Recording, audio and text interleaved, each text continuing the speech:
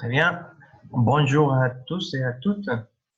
Euh, Aujourd'hui, nous allons commencer avec cette dernière séance de ce cours de sociologie de l'action internationale. Aujourd'hui, nous avons notre 11e et dernière séance, laquelle est intitulée Actualité de l'action internationale. Et bon, pour introduire cette séance, bon, il faut toujours, ou il faut d'abord se poser la question de qu'est-ce que c'est l'actualité internationale. Bon, l'actualité répond au concept du temps présent. Donc, quel est le temps présent d'aujourd'hui ou quelle est l'action internationale pressante d'aujourd'hui? C'est celle, bon, comme tout le monde sait déjà, c'est celle de la conjoncture du Covid-19. Donc, et la séance d'aujourd'hui va traiter sur ce sujet, mais depuis une perspective de l'action internationale, c'est-à-dire et à part la perspective dans laquelle nous allons étudier ce phénomène du Covid-19 va être depuis une perspective des secteurs internationaux, c'est-à-dire les États, les organisations intergouvernementales, et aussi depuis une perspective un peu plus faible de la société civile internationale et les secteurs non étatiques, qui ont un protagonisme plus réduit, mais, mais c'est quand même important. Et, mais on va discuter ça à la conclusion de cette séance. Donc, et, donc on voit que l'actualité internationale aura certaines dimensions. On sait déjà que le monde, le système international bouge depuis bon, d'une perspective politique. On voit que le monde est international et un monde politique.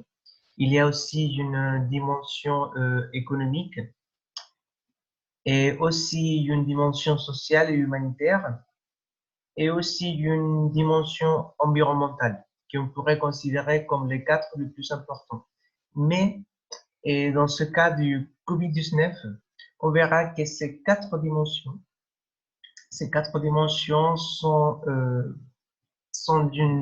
dans une grande mesure déterminées par l'action de la gouvernance de ces quatre dimensions de la politique, l'économie, le social, l'environnemental. Il existe un système où il existe un essai de gouvernance qui essaye de garantir la sécurité internationale par le biais de l'action des acteurs du système et aussi pour ce phénomène que nous connaissons comme la mondialisation. C'est, comme vous savez, c'est déjà un phénomène historique, mais aussi un phénomène récent. Mais pendant les dernières décennies, il y a plusieurs auteurs qui parlent d'une hypermondialisation.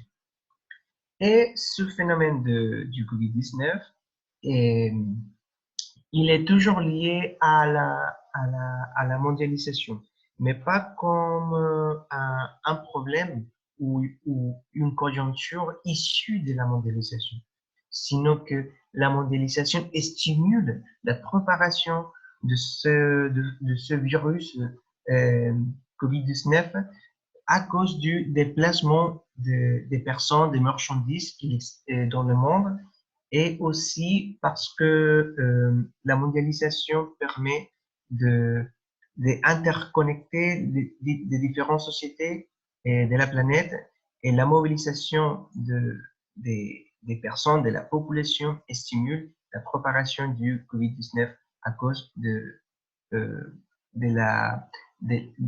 haut degré de contagion qu'il y a ce virus. Pourtant, et j'ai mis ce concept de démondialisation comme un concept d'interrogation, en interrogation, parce que à cause de cette hypermondialisation, on voit que d'une éventuelle démondialisation aiderait à réduire les effets de la propagation de ce virus dans le monde.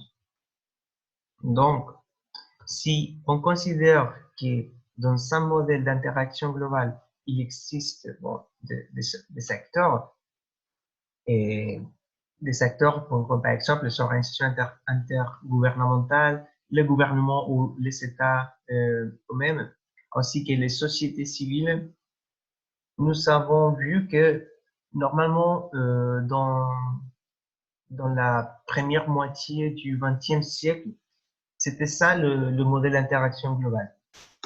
Mais on voit que les sociétés civiles ont commencé à établir des interactions entre elles-mêmes, ainsi qu'avec le gouvernement et aussi avec les organisations intergouvernementales. Mais dans le dernier temps, dans les dernières décennies, on peut constater qu'il y a eu une accélération des dynamiques d'interaction. Donc, cette accélération des dynamiques d'interaction nous a permis de concevoir une hypermondialisation, c'est-à-dire une interconnexion, une interdépendance qui agissent d'une manière plus vite, à une plus haute vitesse. Donc, cette caractéristique de la mondialisation de notre temps est une caractéristique qui nous permet de définir l'envergure et, et l'importance qu'a la mondialisation dans notre temps. Donc, aujourd'hui, bon, nous avons vu que dans le monde entier est subi une crise sanitaire sans précédent, inédite. Et donc, il y a il faut dire que cette crise se passe à l'époque du numérique. Donc, c'est très important de voir qu'il existe beaucoup d'informations, il existe beaucoup de données, et pourtant, c'est très important de savoir reconnaître quelle est l'information véritable, l'information dans laquelle nous pouvons confier, et, donc, et aussi identifier quelle est l'information dans laquelle nous devons nous méfier. Pourtant, et dans cette époque de surinformation, c'est très important de désinformer, de trouver, d'essayer de filtrer l'information et aller aux bonnes sources. Et bon, comme nous vivons dans un monde d'incertitude, c'est très important d'éviter de croire dans les informations qui sont soutenues en supposition, dans hypothèses qui n'ont pas bon, un socle dans lequel nous pouvons déposer nos confiances. Donc, c'est très important aujourd'hui de s'informer, de, de filtrer et de laisser de côté bon, et l'abondance des mauvaises informations qui existent surtout dans le réseau d'Internet. Donc, il faut bien chercher à ce que nous voulons, à ce que nous pouvons confier et croire. Donc, comme je vous disais, nous vivons dans un monde d'incertitude. Cet exposé m'a fait m'a fait rappeler cet ouvrage de Zygmunt Bauman qui s'appelle La vie liquide. Et on voit que la vie liquide, comme elle la définit, comme d'une nouvelle ère hein, qui est qui qui vient qui est issue des sociétés industrialisées, lesquelles lesquelles reposaient la sur la scientificité, sur la rationalité du monde de la fin du 19e siècle et de la première moitié du 20e siècle. Il existait bon, une exacerbation sur ce monde industrialisé et qui reposait sur la science et aussi sur la rationalité. Et ça, c'est très important parce que le monde avant-guerre, essayait de construire un monde qui est, un monde qui envisageait la prédictibilité, qui, qui essayait de prévoir ce qui allait passer dans le futur et dans l'avenir. Et une de ces choses importantes, c'était la construction de de l'État-providence, qui essayait de garantir, et malgré les crises qu'on pourrait avoir dans notre existence, l'état de providence essayait de garantir les conditions minimales pour l'existence de la vie dans un territoire ou dans le territoire de l'État. Donc, ça, c'est très important. Mais avec, au fil du temps, au fil des dernières décennies, et surtout dans le monde après guerre froide, on a vu que cette modernité, cette société industrialisée est devenue liquide. Est devenue liquide une société, avec une société dans laquelle les membres agissent, changent au mois du temps et qu'il ne faut au mode d'action pour se figer en habitude et en routine. Donc, la société moderne liquide ne peut pas conserver sa forme ni rester sur la bonne trajectoire longtemps. Donc, on voit aussi que l'actualité internationale est liquide aussi. Il n'existe aucune certitude sur l'avenir du système international. Et l'unique chose qu'on peut envisager, ce sont les prises de décision face aux imprévus. Le problème est donc de prendre les décisions correctes dans le bon moment. Et donc, c'est ça le problème. Et aujourd'hui, je crois que vous avez vu aussi que le principal problème, ce n'est pas le COVID-19, sinon que c'est la prise de décision et des bonnes décisions dans le bon moment. Et c'est pour cela que dans cette présentation, on verra comment les acteurs du système international réagissent vis-à-vis de la crise du COVID-19 et comment ces acteurs prennent des décisions face à cette conjoncture. Donc, quelle est la situation actuelle? On voit que le monde fait face à un virus méconnu dont il n'existait pas une vaccine encore. Donc, on voit qu'il existait une crise parce que nous n'avons pas beaucoup de connaissances par rapport à ce virus. Donc, il faut savoir aussi que les épidémies antérieures existaient, mais elles ne sont pas un résultat de la mondialisation. On voit qu'au début par exemple, on peut penser à la peste noire au XIVe siècle, la, la, la grippe espagnole en 1918 et plus récemment, on peut penser dans les virus de l'Ebola, le SRAS, la grippe aviaire, la grippe porcine. Donc, nous vivions déjà dans un monde envahi pour l'existence de ces menaces, des virus bon, si bien ces virus ont provoqué des épidémies, nous n'avons jamais vécu d'une pandémie. Une pandémie, ça veut dire un virus répandu dans toutes les régions du monde. Donc ça, c'est quelque chose d'inédit et qui n'a pas de précédent. Donc, et on voit que chaque pays fait un effort en fonction de ses capacités pour mobiliser des ressources qui sont des ressources de différentes natures. Il y a des pays qui ont des masques, il y a des pays qui ont une capacité hospitalière plus puissante, il y a d'autres pays qui ont des matériaux médicaux. On voit que d'autres pays prennent des mesures, des précautions on voit des pays qui ne prennent pas des mesures de précaution. Donc, tous les pays, tous les États agissent de manière différente. Donc, on voit le premier symptôme de cette crise qu'il n'existait pas une coordination réelle entre le pays du monde. Et ça nous permet d'identifier tout de suite qu'il n'existait pas une gouvernance de la santé au monde,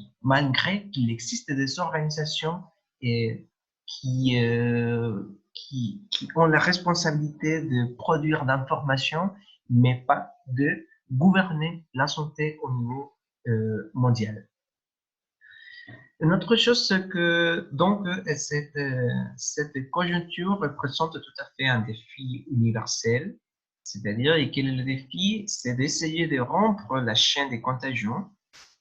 Et on voit que dans cette essai de rompre cette chaîne de contagion, et on voit qu'il existe une concurrence entre les mesures les plus efficaces. Donc, on verra qu'il existe une concurrence interétatique et interétative qui essaye les États essayent d'obtenir les meilleurs résultats sans avoir beaucoup d'effets dans leurs économies, dans leur système.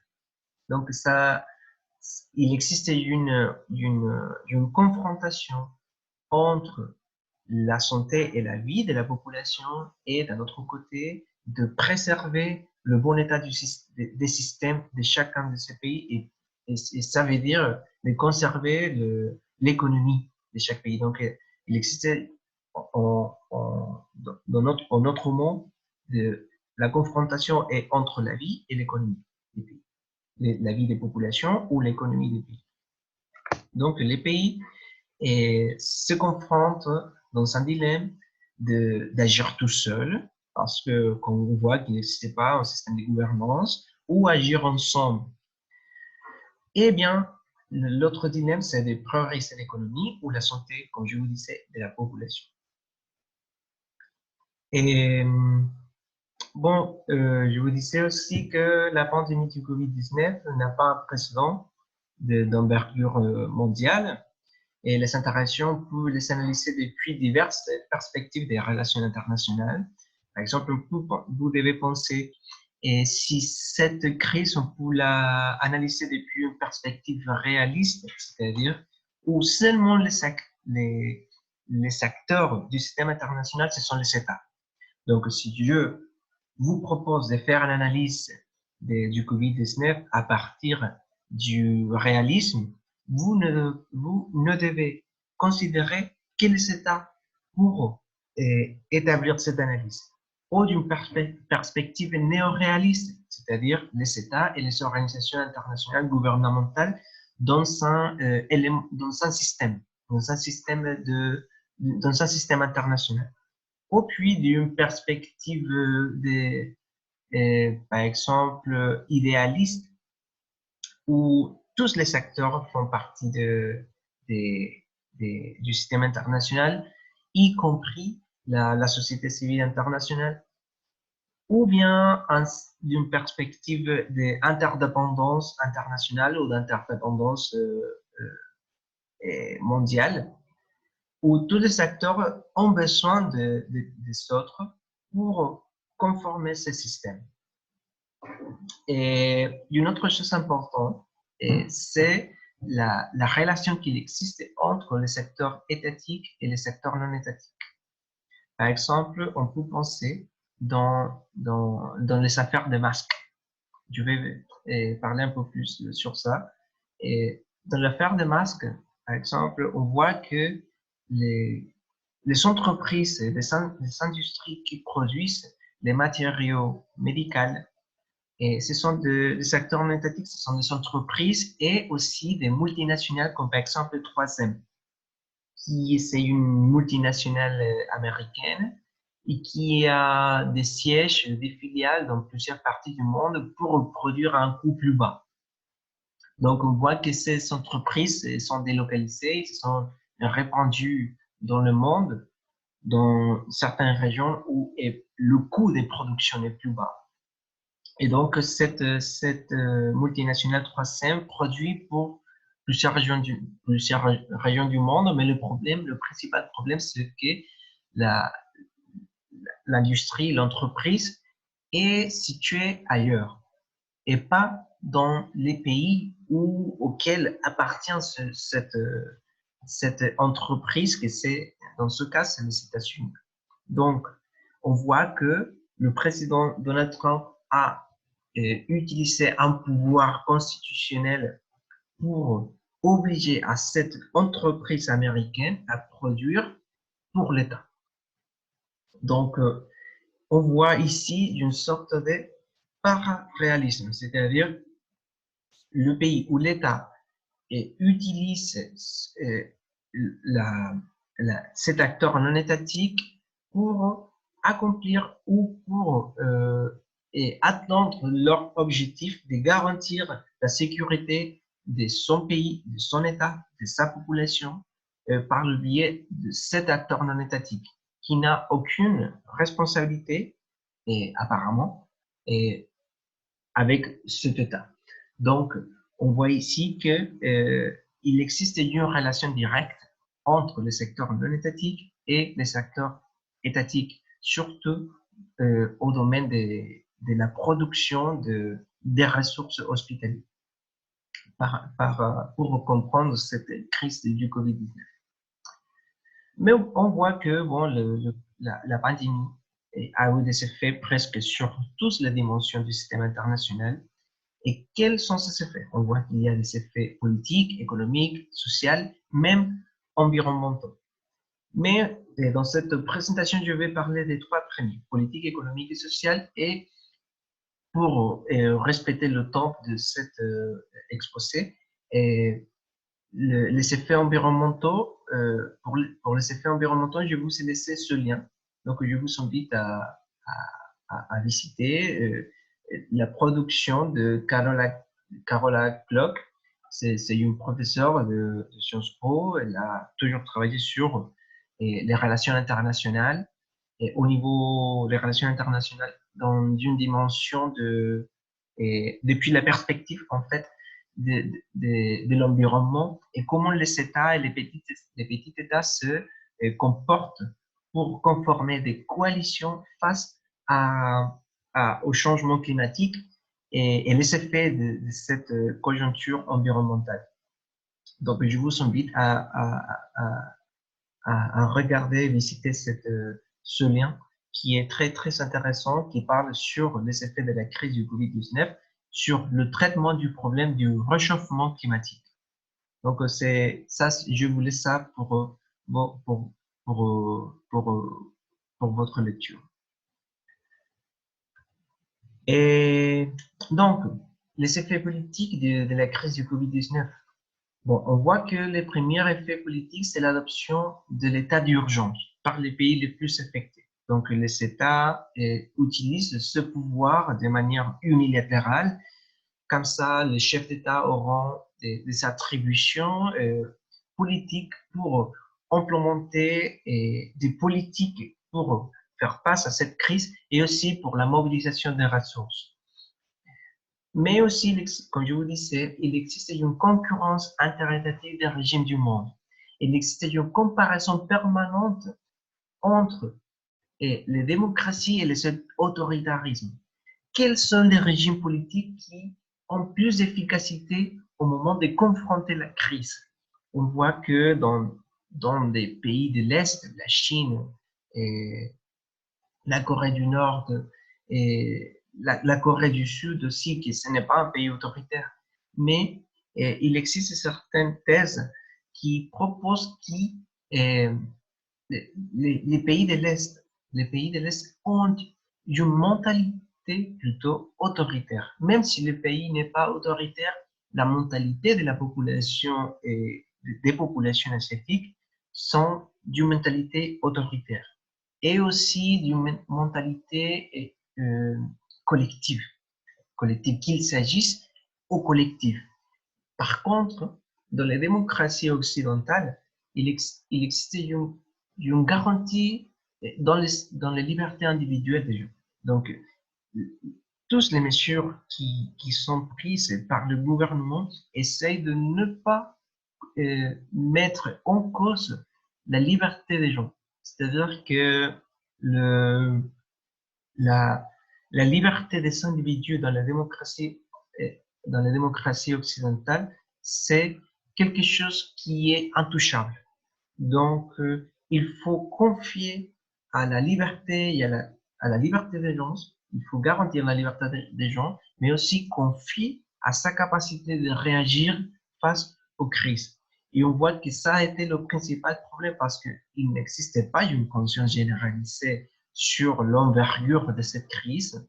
Et donc, on a vu que c'était très difficile que une partie importante de la population prise la conscience nécessaire pour faire face à cette crise. Donc, d'un autre côté, les États se confrontent, ou les États font face à, à un appel au nationalisme et aussi au régionalisme et aussi au multilatéralisme. Comment les États doivent réagir, c'est-à-dire en prenant l'initiative individuelle comme de l'État-nation, c'est-à-dire faire un appel au nationalisme, parce que c'est la nation ou l'État-nation qui va garantir la sécurité de sa population, ou faire un appel au régionalisme. Par exemple, agir, par exemple, par le biais de l'Union européenne, ou par exemple de l'Union africaine, ou par l'Union des pays le pays de l'ensemble de la région de l'Asie, des pays du sud-ouest asiatique, ou dans un régionalisme latino-américain. Donc, on verra que au fil de ces jours, on verra quels sont les effets de cette crise. Mais tout d'abord, on a vu qu'il a existé un comportement plutôt nationaliste pour confronter la crise. Et le multilatéralisme, par contre, a été très critiqué, a subi beaucoup de critiques parce que n'a pas, le multilatéralisme n'a pas fait, n'a pas bien réagi, il n'existait pas une coordination pour répondre à une crise d'envergure globale. Donc, par exemple, même le régionalisme a été critiqué, par exemple l'Union européenne, parce qu'il n'existait pas une coordination à niveau régional, mais plus encore le multilatéralisme, par exemple, les critiques qu'a reçues la OMS, l'Organisation mondiale de la santé.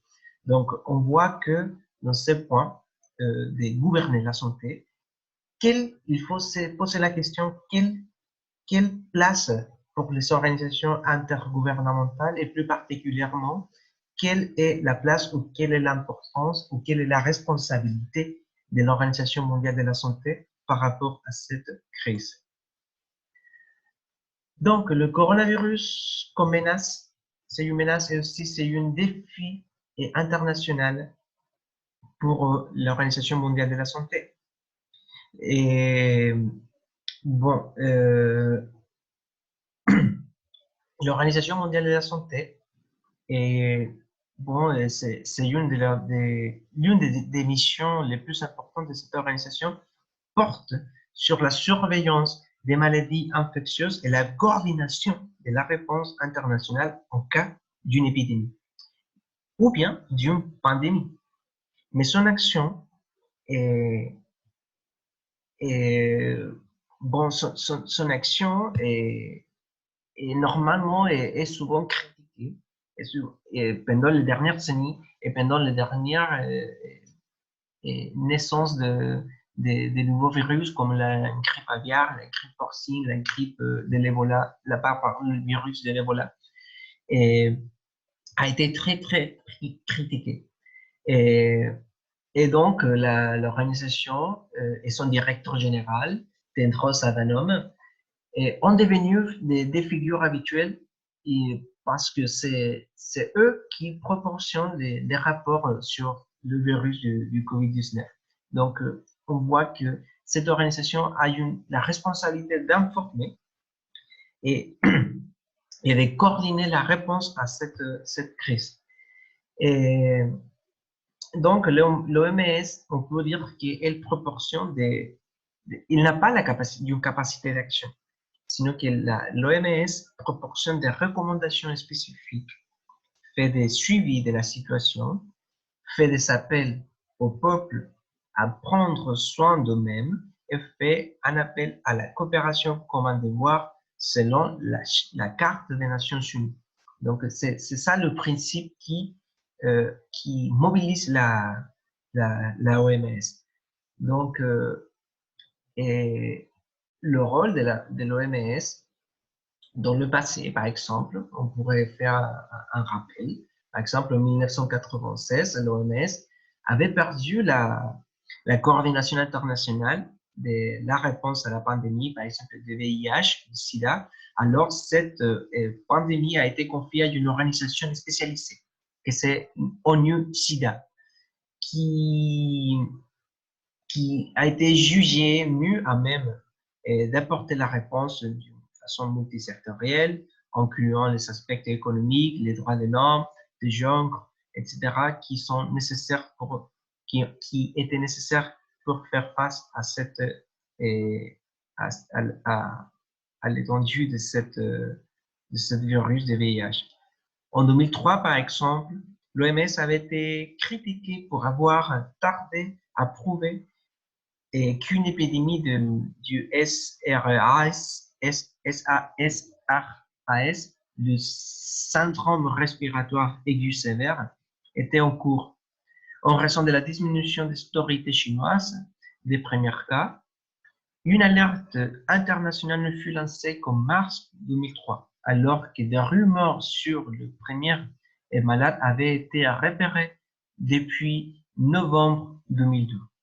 Donc, on voit que la capacité de réaction de la OMS, même elle n'a pas été très efficace et ça a suscité le développement des critiques par rapport à cette organisation. Dans le cas du H1N1 en 2009, il avait été reproché à l'OMS d'avoir déclaré une pandémie de cette grippe trop rapidement.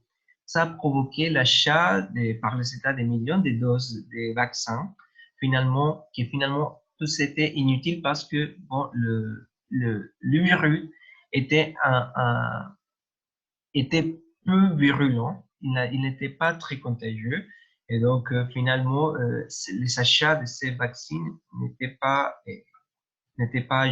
c'était une dépense nécessaire pour les États. En 2014, par exemple, lors de l'épidémie de l'Ebola en Afrique de l'Ouest, l'OMS fut à l'inverse accusée d'avoir déclaré une situation d'urgence internationale trop tardivement.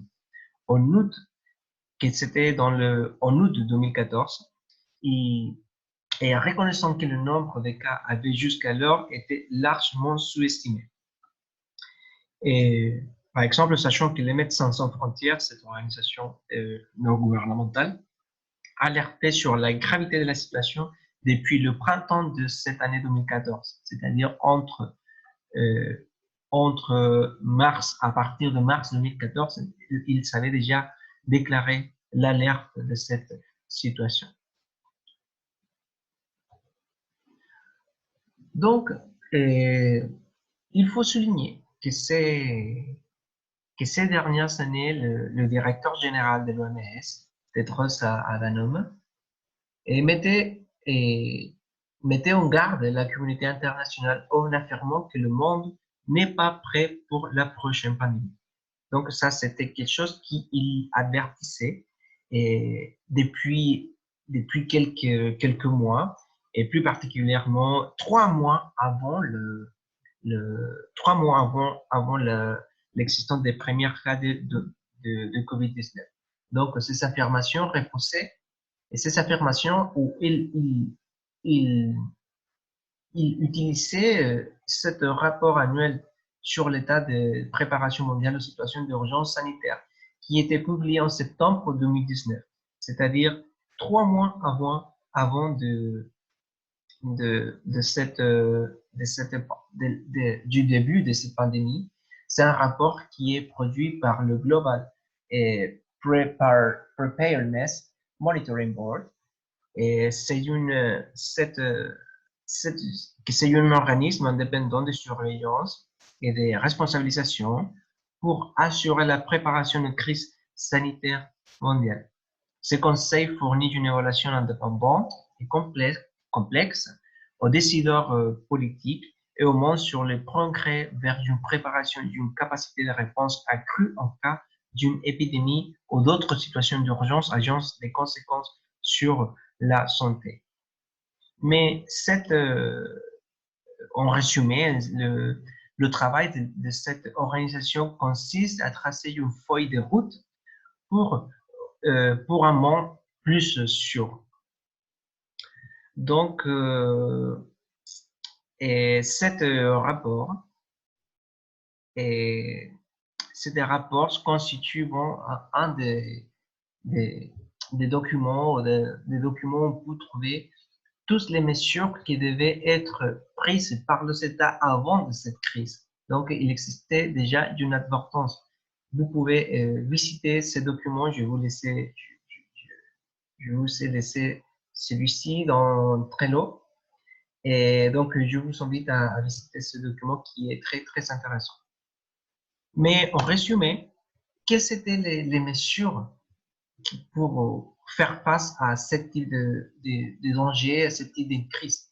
Ce rapport qui est intitulé Un monde en péril, imaginez-vous, consiste en bref de 7 mesures, ce sont les mesures qui devraient être prises par les États préalablement de cette crise.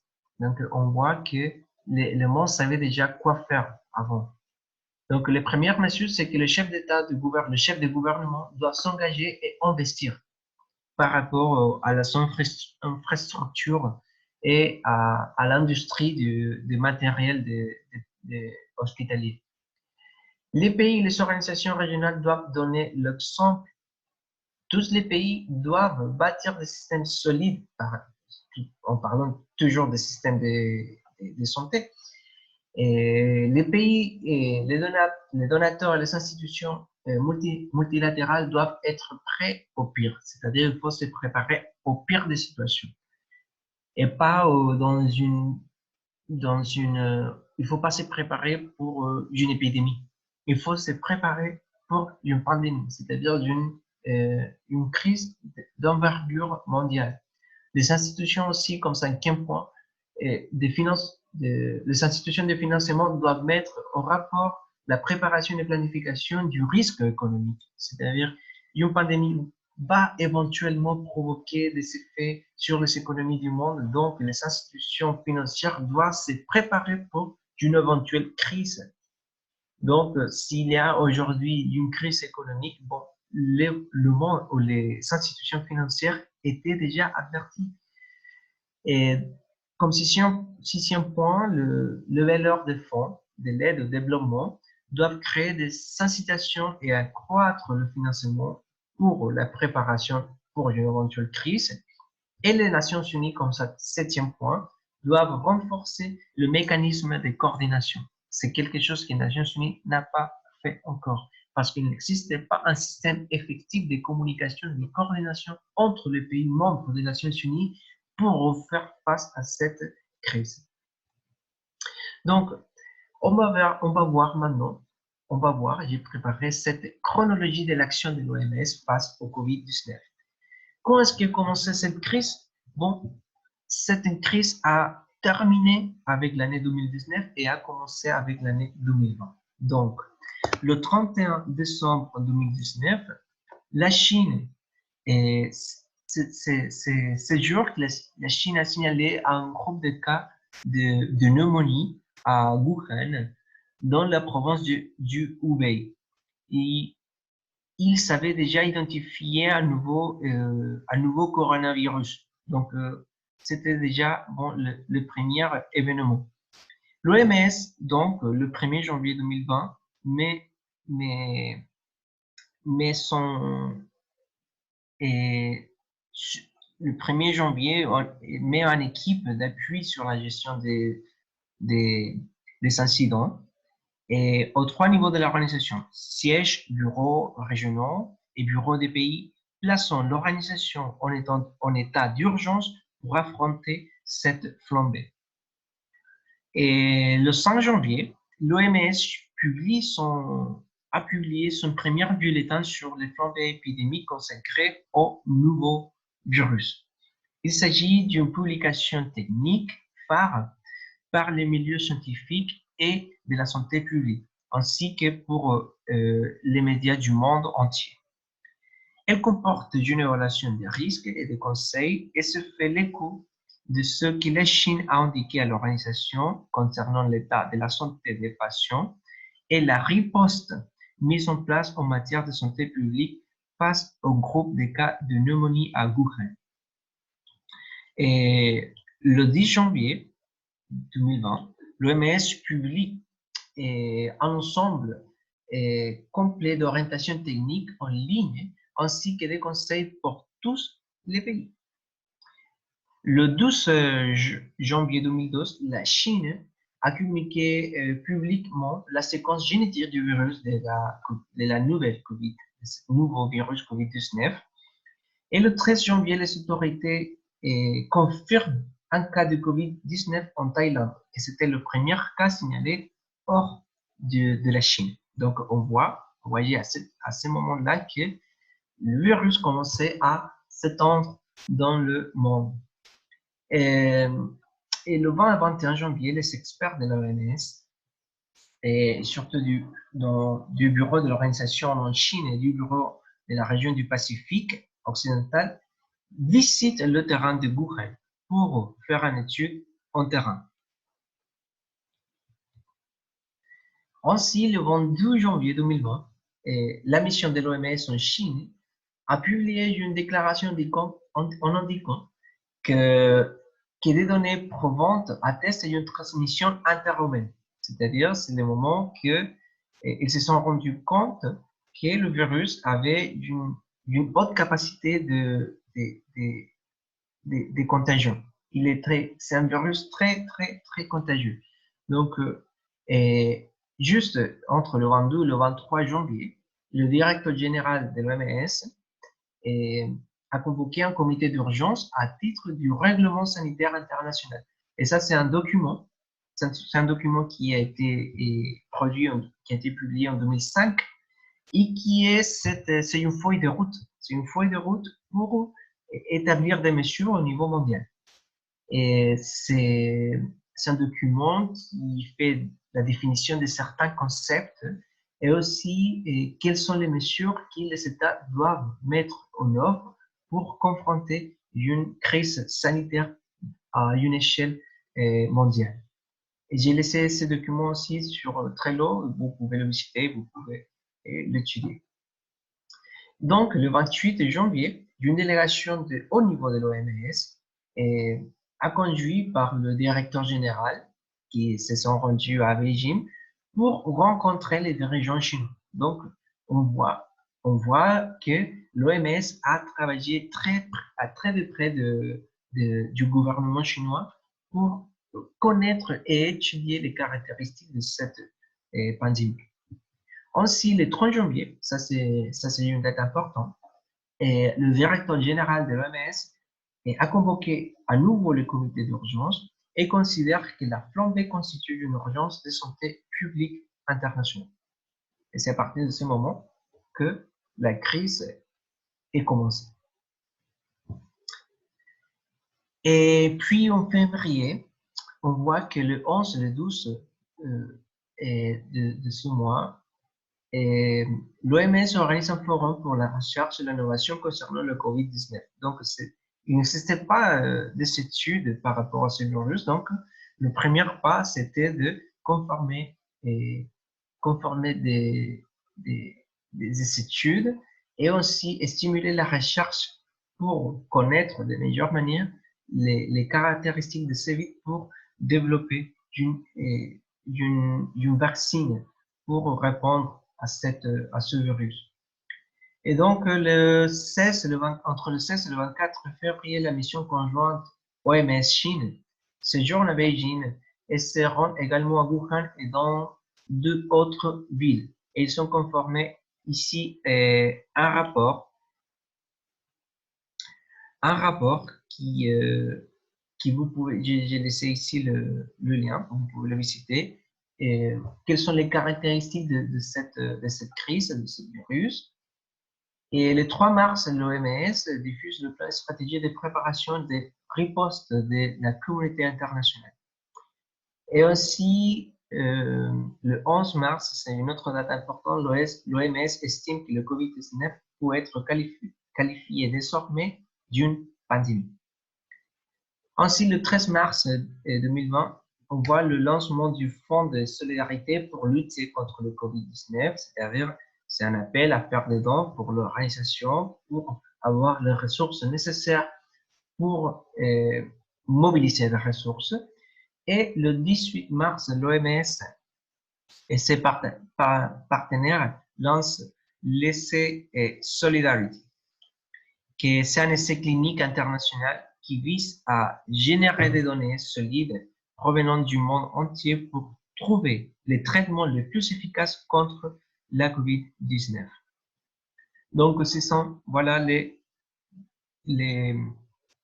la chronologie de l'action de l'OMS face au COVID-19. Donc, on peut mettre en cause sa capacité d'action, sa capacité de réaction, mais aussi on voit qu'il faut toujours savoir que le rôle et la principale action de l'Organisation mondiale de la santé, c'est de conformer des renseignements et de conformer des alertes, mais l'OMS n'a pas, en effet, une véritable capacité d'action. Donc ça, c'est quelque chose que vous devez bien comprendre. Donc, ici, je crois que vous connaissez déjà cette image. Et on voit que les États ont conformé une lutte contre l'augmentation exponentielle d'une courbe. Cette graphique a fait le tour du monde et c'est très intéressant la perspective qu'il nous donne Gaël Giraud, c'était un directeur de recherche du CNRS, où il propose qu'il existe 2 types d'interventions publiques qui peuvent esquisser à l'aide de ce graphique par rapport à la droite horizontale, c'est-à-dire cette droite qui nous parle de la capacité hospitalière des systèmes des pays. Cette ligne, cette droite, est le résultat des politiques de santé publique menées au cours des décennies qui ont précédé. C'est-à-dire, si aujourd'hui il y a des gens qui meurent, c'est à cause de ces politiques de santé publique. Et s'il y a des gens qui survivent, c'est grâce aussi à cet ensemble des politiques publiques. Mais Gaël Giraud, il dit que cette ligne représente en fait le système public étatique, c'est-à-dire c'est le rôle, cette ligne représente la capacité qu'a l'État pour répondre à la crise. Mais d'un autre côté, dans un système, par exemple néolibéral, où il n'existait pas une véritable garantie du bien-être de la population, ils vont faire un appel où ils vont déposer ils vont déposer la lutte contre le Covid dans ces mesures de confinement plus strictes où ils vont essayer de mettre en œuvre des mesures pour réduire cette curve.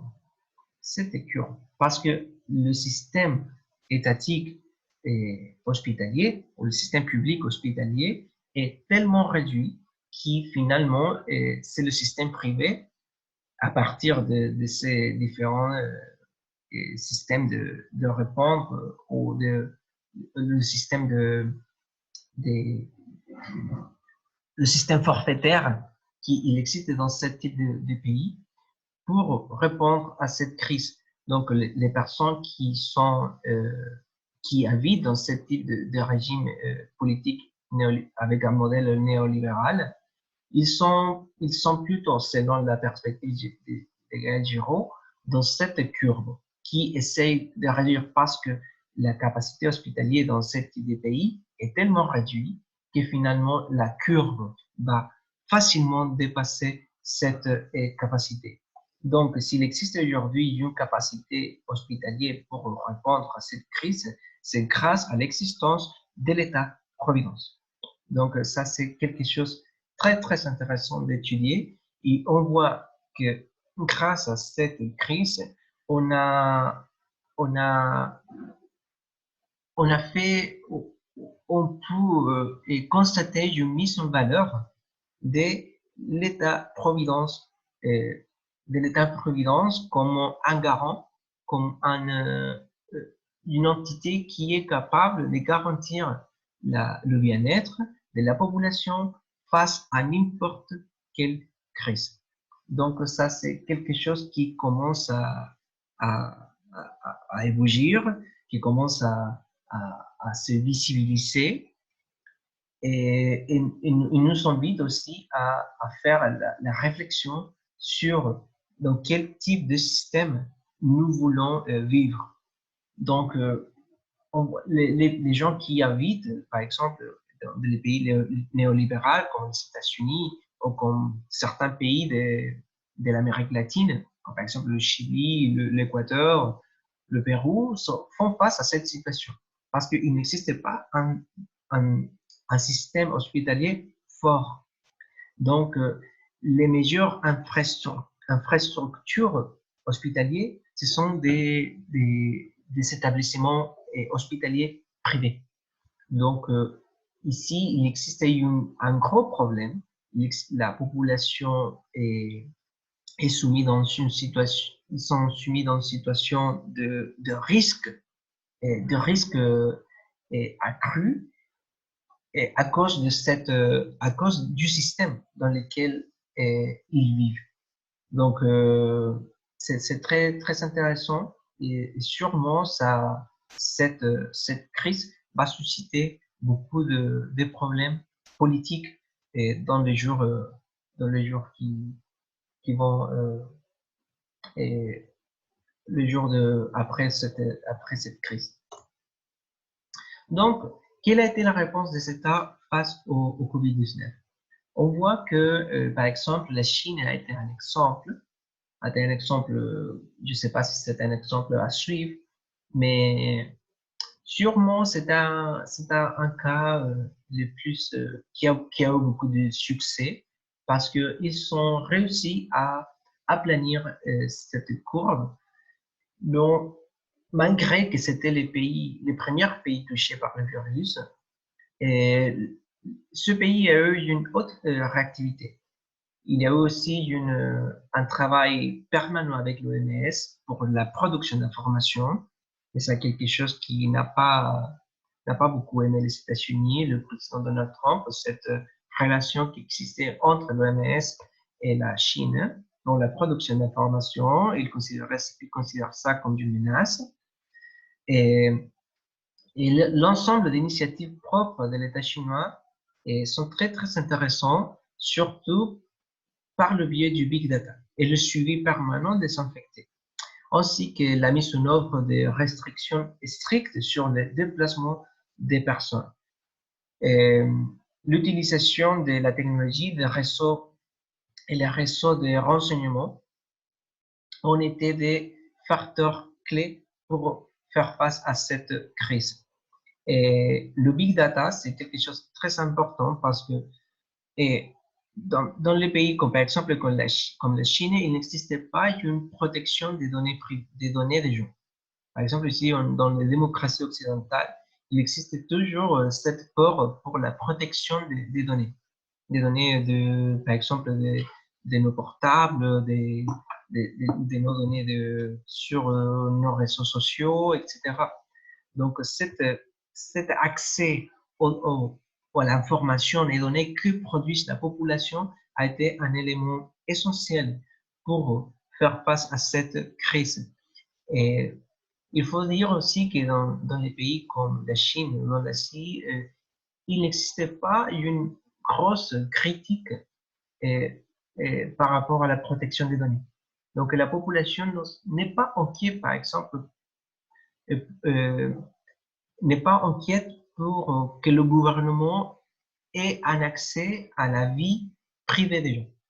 Il n'existait pas cette notion exacerbée de vie privée. La collectivité est toujours quelque chose qui bouge, qui mobilise la population. Donc, cette mentalité, comme je vous disais avant, cette mentalité collective, c'est quelque chose qui caractérise ce type de population. Et ça conforme un caractère national, même régional des pays asiatiques. Donc, c'est quelque chose de très, très intéressant à considérer dans une analyse de la réaction des pays face à cette crise. L'Europe, c'est un autre type de réaction, on verra. Par exemple, la réactivité a été relative en fonction des pays. Même si on parle qu'il existe une Union européenne qui devrait coordonner la réactivité ou les actions à prendre pour confronter cette crise. Mais on a vu tout de suite que les États ont fermé leurs frontières, ont réagi de manière individuelle et tardivement, on a vu qu'il y a eu des mesures à prendre et des ressources à mobiliser au niveau européen. Mais tout au début de la crise, il a existé d'une réactivité unilatérale de la part des États de l'Union européenne. Aussi, le caractère des sociétés a été très, très important. On voit quels sont les pays qui ont un caractère plus discipliné pour confronter la crise. On voit que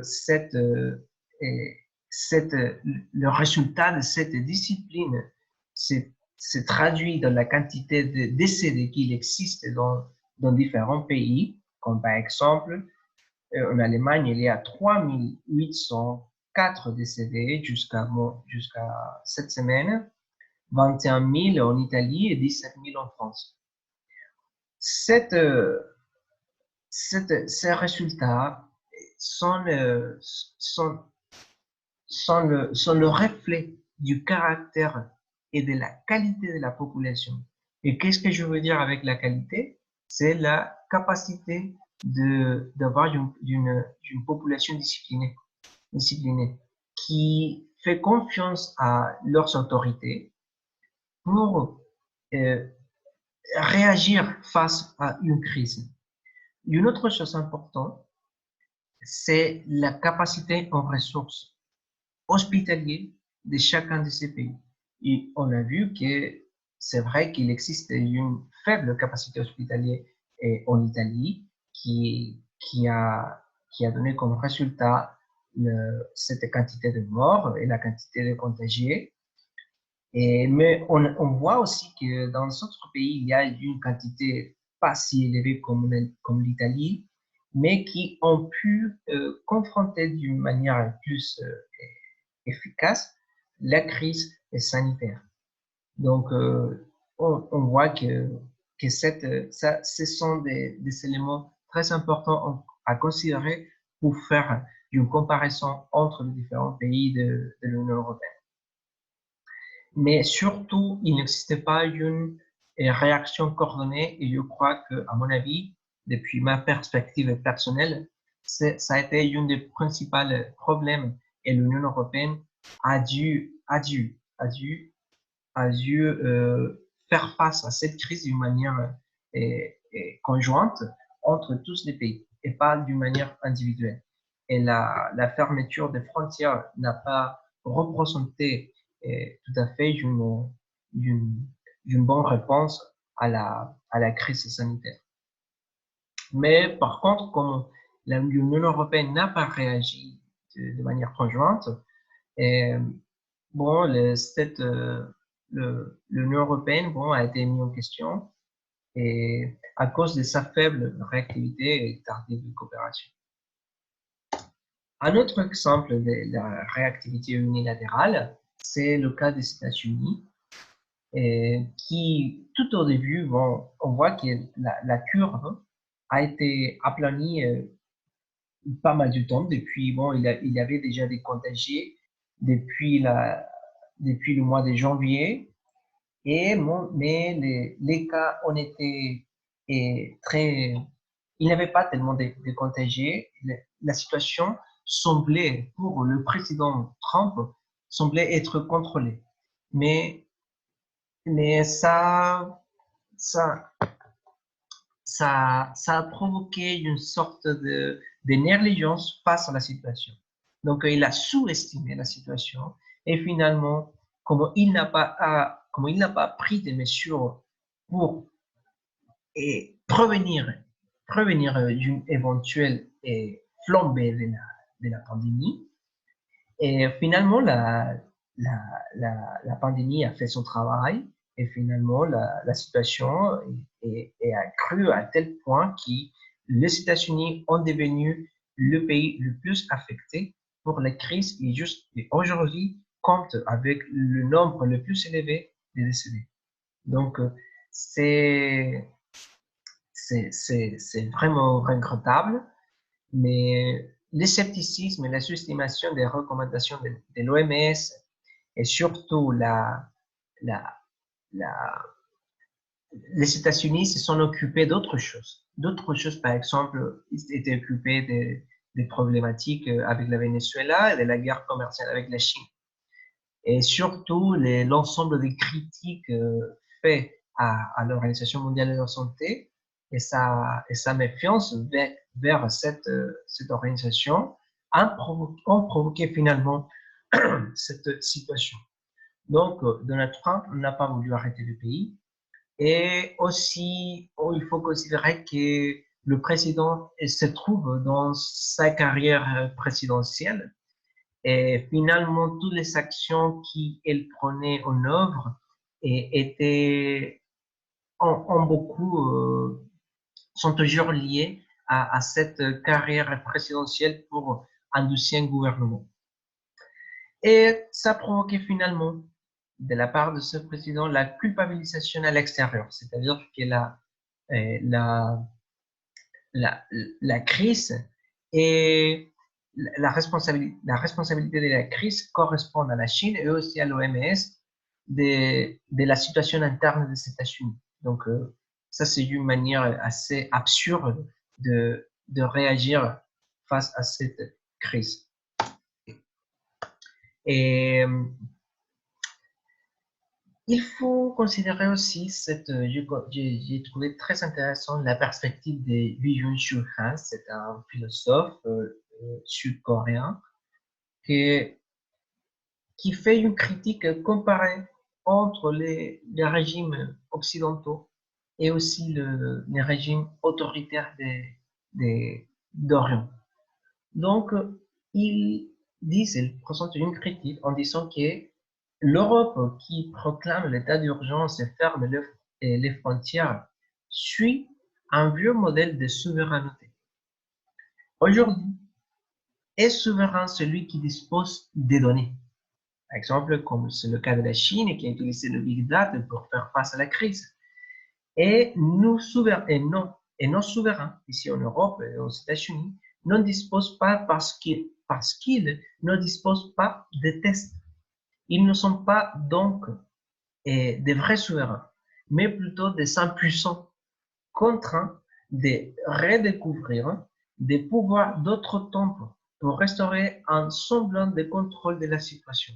C'est-à-dire que tout l'ensemble des mesures qui ont pris les États pour faire face à la situation, c'est tout un construit, un faux construit pour nous donner cette sensation de sécurité. Mais il n'existait pas de mesures, de vraies mesures de sécurité, surtout à l'époque du numérique. Aujourd'hui, grâce à ces outils du numérique, les États pourraient mieux et pourraient savoir meilleure manière pour confronter la crise. Mais cette perspective de Vision, Chul Han est très, très intéressante depuis sa perspective comparative entre les pays d'Orient et les pays d'Occident. Donc, la fermeture des frontières est clairement une expression désespérée, affirme Chul Han. Et, et c'est une expression désespérée de souveraineté. Nous nous sentons de retour à l'ère de la souveraineté, c'est-à-dire à l'époque du principe westphalien. Je ne sais pas si vous souvenez de ça, le principe de la souveraineté où personne peut intervenir les décisions ou la manière dans laquelle les États vont réagir face à une crise. Donc, cette, cette perspective est très, très intéressante parce que si la pandémie le caractère de la pandémie est global, les réactions doivent être globales aussi. Donc, à se faire un appel à la souveraineté, c'est quelque chose d'absurde depuis la perspective de Byung-Chul Han. Donc, c'est le souverain qui ferme les frontières, mais c'est une démonstration vide de souveraineté qui est finalement inutile. Et bon, je ferme ça avec les effets politiques de cette crise. Et par rapport aux effets économiques, on verra tout de suite qu'il existera un freinage de la mondialisation et les échanges commerciaux entre les économies du monde. Par exemple, il existait la peur d'une pénurie alimentaire, par exemple, qui nous n'aurons pas l'accès à tous la diversité d'aliments auxquels nous sommes déjà habitués. Mais par contre, si bien il n'existera pas d'une pénurie alimentaire, il y aura une réduction de la diversité des produits desquels nous pourrions disposer. Donc, prochainement, je crois qu'il existera une réduction de la diversité des produits et des différentes alternatives de consommation à laquelle nous sommes déjà habitués. Donc, il existera plutôt une régionalisation plutôt qu'une mondialisation. Mais dans aucun cas, il existera un nationalisme. Ça, c'est ma perspective, c'est mon analyse. Donc, une autre chose importante et assez intéressante, c'est que les industries critiques délocalisées sont considérées désormais importantes pour la sécurité des pays. Par exemple, on peut voir que dans les affaires des masques, ce sont la plupart des industries qui produisent ces matériaux médicaux sont localisées dans les pays où le coût de production est plus réduit.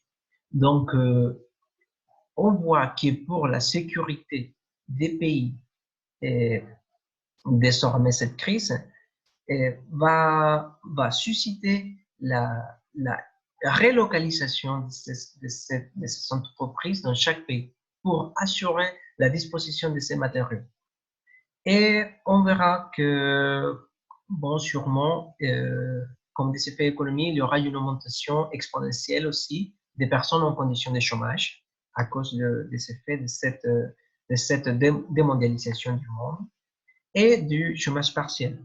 Mais par contre, la relocalisation des industries, ça permettra aussi de créer des nouvelles sources d'emploi et ça pourrait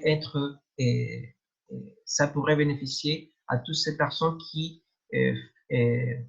seront en chômage pendant cette crise.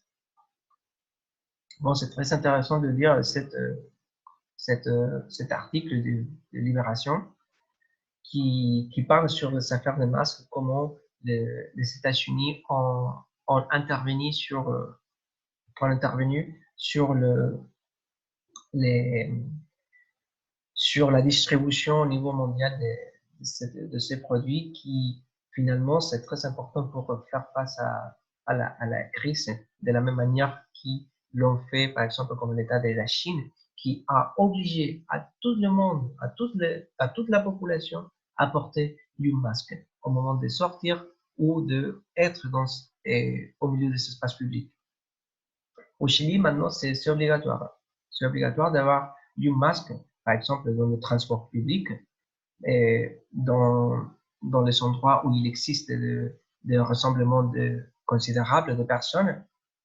Et il existe des amendes pour les personnes qui ne portent pas ce type de masque. Au contraire, ici en France, on voit que la manque de ce type de matériel hospitalier a obligé au gouvernement à dire que c'est quelque chose qui n'est pas nécessaire pour les gens qui n'est pas malades. Mais on verra aujourd'hui qu'avec la disposition des masques et après le déconfinement, je suis sûr que nous devrons tous utiliser ce type de masques dans les espaces publics. À notre perspective sur l'économie mondiale, l'FMI, il a proportionné un rapport que je vous ai laissé sur Trello sur quels seront les effets sur nos économies. Au niveau mondial, il y aura une forte contraction de 3% au niveau mondial pour l'année 2020. On voit ici. Et soit un recul bien plus marqué que lors de la crise financière de l'année 2008-2009, de la crise suprême. Selon un scénario de référence fondé sur l'hypothèse d'une atténuation de la pandémie au cours du deuxième semestre de cette année et du relâchement progressif des efforts d'endiguement, l'économie mondiale devrait croître en 5,8% en 2021 à mesure que l'activité économique se normalisera grâce au soutien des pouvoirs publics. Donc, d'exister une bonne perspective pour l'économie du monde. De la même manière, on peut voir ici que, par exemple, les cas des États-Unis qui auront une contraction du 5,9% et que pour le 2021, il y aura une augmentation de l'économie, une croissance du 4,7%. Pour le cas de la France, il y aura une contraction pour cette année 2020 de 7,2%. C'est très, très, comment dire, inquiétant, cette chiffre. Mais pour le 2021, il existait une projection du 4,5% pour le pays de la France. Pour d'autres cas, par exemple pour les pays émergents qui sont des pays en voie de développement, la crise va toucher plus fortement au niveau à la population parce qu'il n'existait pas un État fort capable de mettre en œuvre des mesures pour faire face à la crise.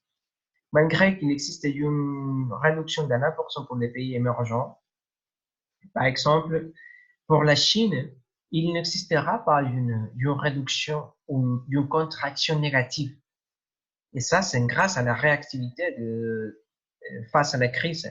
Et pour le 2021, imaginez-vous, il existera une croissance de l'économie chinoise de 9,2% selon les estimations qui fait le Fonds monétaire international. Par le cas des pays de l'Amérique latine et les Caraïbes, il existera une contraction de 5,2%, mais il existera une croissance pour le 2021 de 3,4%. Donc, c'est ça le panorama de l'économie mondiale selon la perspective du Fonds monétaire international. Bon, je suis déjà à la fin de mon exposé. Et quels seraient les effets sociaux de cette crise? Le premier, c'est qu'on verra que cette perspective de laquelle parlait Ulrich Beck, de la société du risque, sera une société de risque accru. Selon Felipe Gaetan, qui est un chercheur de la faculté des sciences humaines et sociales de La Salle au Mexique, il existe 5 effets dans la société de cette crise. Le premier, c'est qu'il y aura une prise de conscience de la vie dans une société du risque accru. Et, c'est un terme inventé par le sociologue Beck, qui a souligné que la société moderne, à l'aide de l'imagination, du développement et de la sécurité de la médecine et de la technologie, a une angoisse permanente pour les conséquences que le même développement a provoqué. Donc, il existera cette conscience de la fragilité humaine. Sera cette fragilité humaine qui a suscité ou qui on constate de cette crise sera un souvenir permanent dans les nouvelles générations. Un deuxième fait, c'est que il existera une plus grande inégalité économique et il existera aussi une polarisation sociale qui en résultera, qui provoquera des mouvements de protestation sociale au niveau mondial. Et il existera aussi une intensification de la stigmatisation à l'étranger ou à la discrimination contre les gens qui sont différents, qui sont issus des régions les plus touchées par le virus. Et comme par exemple, on voit la stigmatisation qu'il y a eu contre les gens qui venaient des pays d'Orient, ou par exemple, le refus, par exemple, à tous ceux qui venaient de l'Italie au début de cette crise. Et il y aura aussi un changement entre la dimension publique et privée à cause du confinement au domicile et des membres de la famille. Et cette sphère, par exemple, de la même manière que j'utilise ici mon espace privé de mon appartement pour, pour faire cette course enregistrée, et ça permet de créer une connexion entre ma vie privée et aussi la vie publique. Parce que il existe une réduction de cet espace public pour faire ces différents types d'activités. Et donc, il existe une ouverture de la vie privée des gens. Et il existera aussi une transition d'un individualisme, comme quatrième point, d'un individualisme déterminé vers un renforcement des réseaux, des soutiens familial et des solidarités.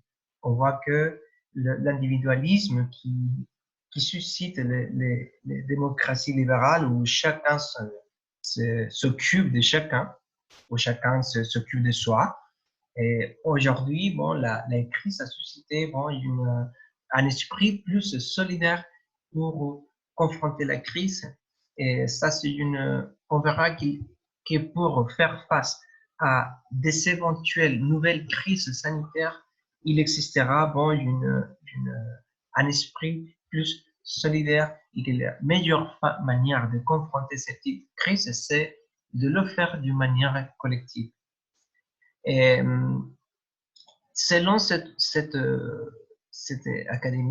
académicien, il existera aussi comme cinquième point une augmentation de la spiritualité des gens. Mais ça ne veut pas dire qu'il existera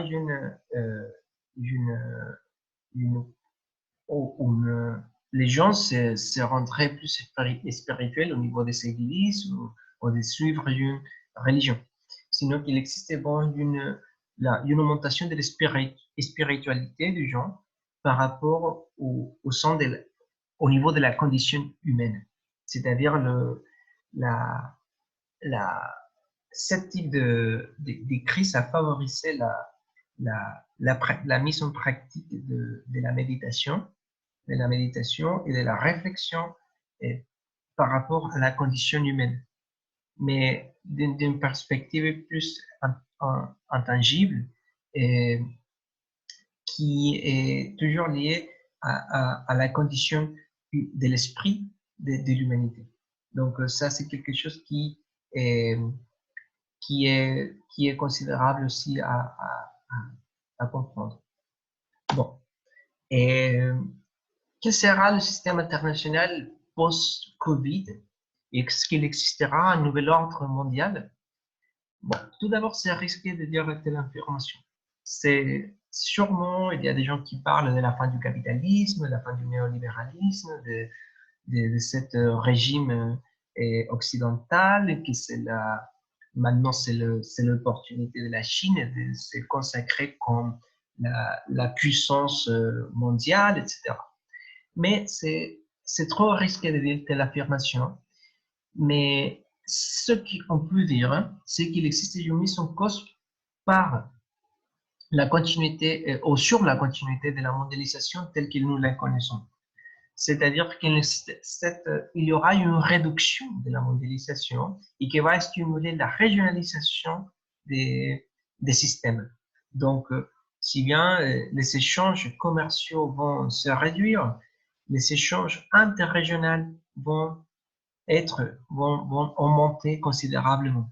Sûrement, l'Union européenne aura beaucoup de choses à faire au niveau régional et la coopération entre les pays voisins va être essentielle.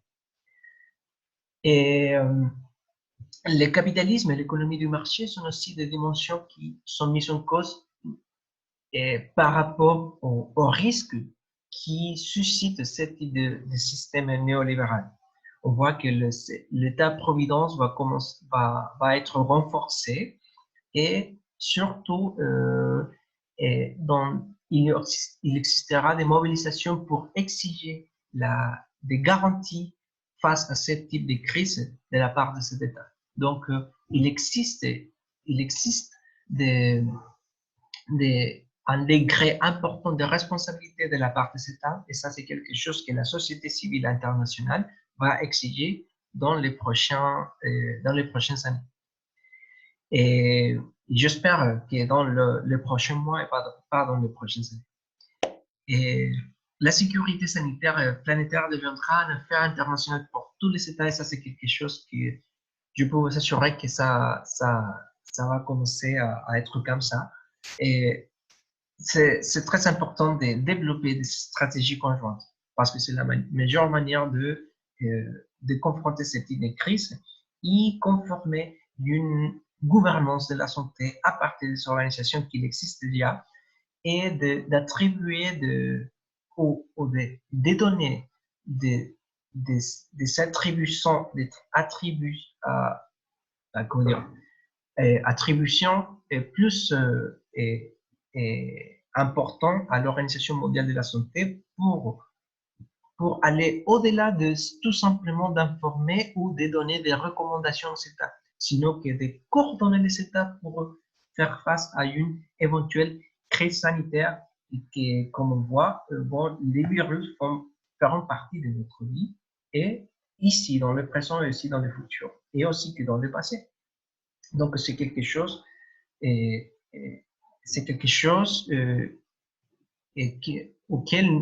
avec lequel nous devons apprendre à vivre. Il faut savoir accepter l'existence de ce type de crise et que les virus font partie de la vie aussi. Et les sociétés du monde sont en train de développer une prise de conscience universelle de la société globale.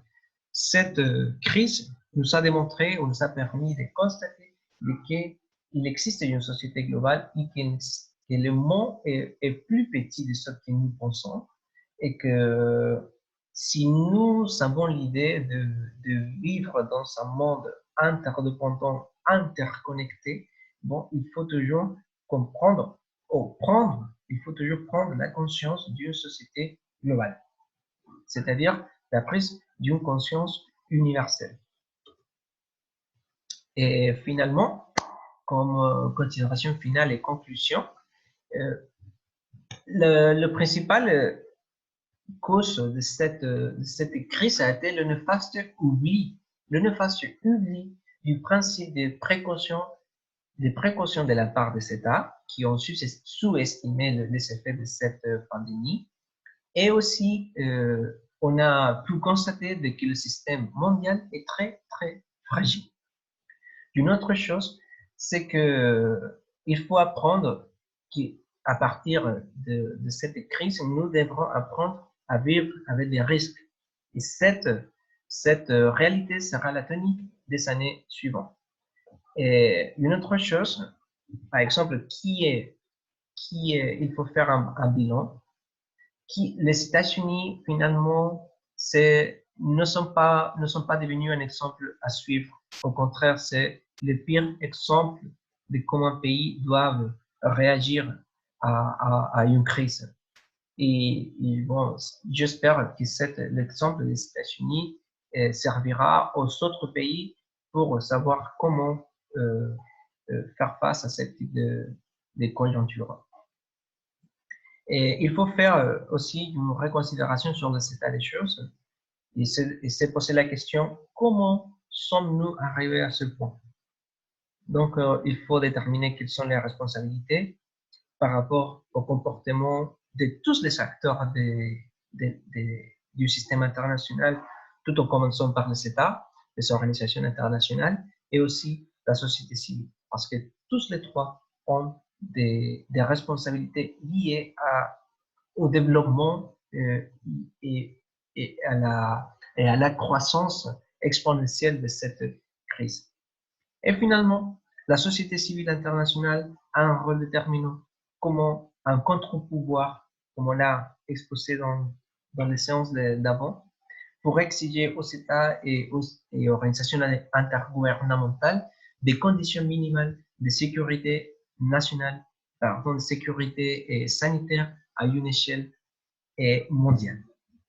Donc ça, c'est très important. Il y aura toujours un protagonisme de cet acteur international.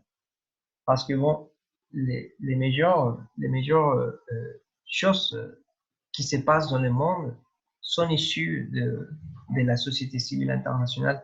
Et je crois que le rôle qu'a cet acteur est déterminant pour le futur.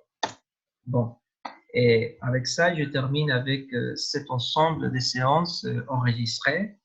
J'espère d'avoir vous donné toutes les connaissances que j'ai pu obtenir à partir de mes formations et de mes expériences.